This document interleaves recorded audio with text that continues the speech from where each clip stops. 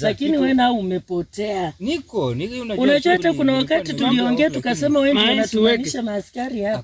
Kuna ni watumia ngapi? Leta wewe, weka hapa, usikue na uoga, usikue na wasiwasi yote.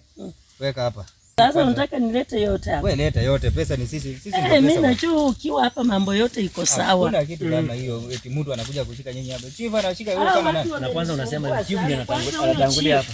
Chief ni raia, anashika aje wewe? Chief ametrain wapi? Afisa. Weka hapa. Afisa. Kwanza chief ndiye anatangulia hapa.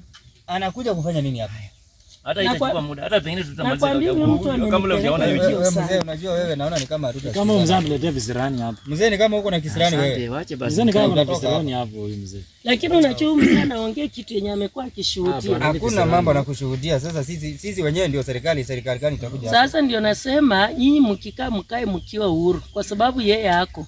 Na huyu akiapia hivi hakuna kitu itafanyika. Hakuna siku mai tumekaa na huyu chief akuja hapa ama OCS akuja hapa. Shika hiyo. Mbatizaji Yohana. Wewe ulitoka juzi tu kuingia hii chama. Sisi tumekula hii chama kwa miaka. Sasa usidanganye watoto hao. Pesa utahesabu baadaye. Sasa tunaweza kunywa hii mtungi yote na pombe tunakunywa bwana. Maji ndio hii tunakunywa. Wacha tuchape maji. Chapa maji.